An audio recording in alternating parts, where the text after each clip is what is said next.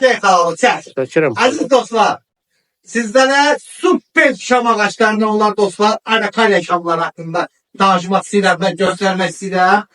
Evet, gözəl müştərilər. Arakalya şamlarını çox adam deyir ki, üstü bağlı məkanlarda, ev şəraitində saxlamaq lazımdır.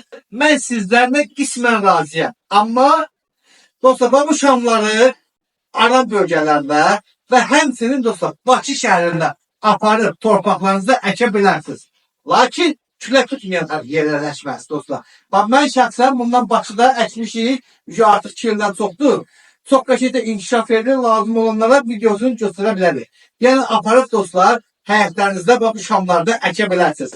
Dostlar, bu şamlar gözəl şamlardır. Həqiqətən. Dostlar, bu şamı bir haqqında deyim.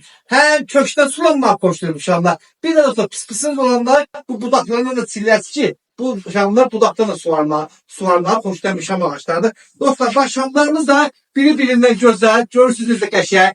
Bax, super. Bax, hansını dostlar, götürürüm, bax, lüboysu bax.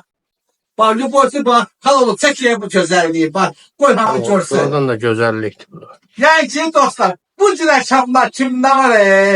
Gəlin aparın da.